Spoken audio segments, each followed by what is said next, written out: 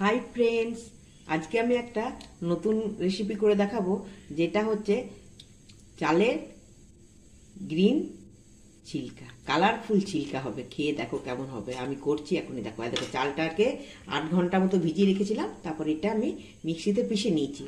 দেখো, দেখেছো কেমন ভাবে। দেখো, আর এর সঙ্গে একটু নুন দিতে হবে, পরিমাণ মতো নুন দিতে হবে। আর কালারফুল যেহেতু, সেহেতু তো সাদাটা হবে না, আর সাদার মধ্যে সব কালার থাকে যদিও। দেখো, এটা হচ্ছে তোমার ধনে পাতার বাটা। এটা শরীরের পক্ষে তো খুব উপকার। এটাকে এইভাবে আমি মিশিয়ে নেব, কালার করে নেব।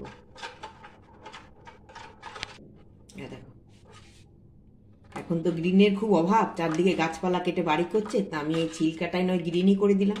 খেতেও ভাল লাগবে, বাচ্চারা নতুনত্ব ভেবে খাবে।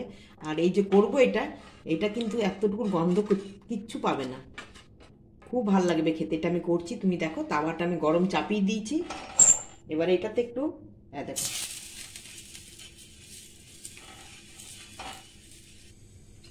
তেল দিয়ে দিলাম, তোমরা দেখলে। এবারে দেখো, তুমি যেমন মোটা খাবে তেমনি বেশি করে দিতে হবে, কম খেলে কম দিতে হবে। আমি 2 ডাবু করে দিলাম, আমার মতন করে দিলাম। এবারে এটাকে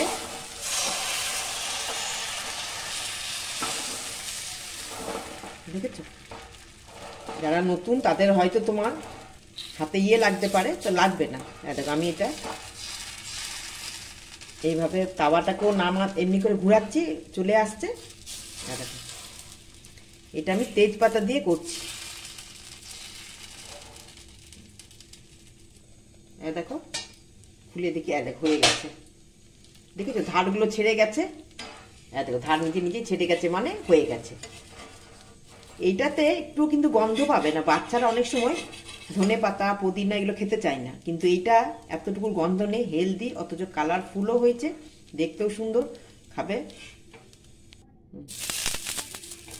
যারা নতুন তারা কিন্তু তোমরা একটু হলেও তেলটা দেবে, না হলে পারবে না, প্রথম প্রথম একটু অসুবিধা হবে।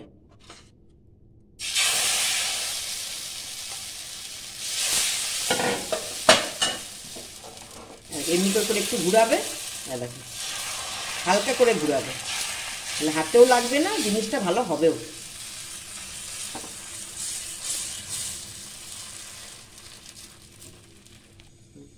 দেখো, ঢাকাটা খুললাম। দেখো, দেখেছো ধার উঠে গেছে। দেখো, ধার উঠে গেছে, দেখেছো ধার উঠে গেছে। আচ্ছা, এইটা না দুধের সঙ্গে খুব একটা ভাল লাগবে না খেতে, ধনে পাতা তো। এটা তোমরা হোয়াইট সস দিয়ে খাবে। আমি একটা হোয়াইট সসে তোমাদেরকে দিয়ে রেখেছি আমার চ্যানেলে, তোমরা এটা দেখে নিও, লাইক শেয়ার করে দিও। এটা করে খাওয়ার পরে কমেন্ট করে জানিও।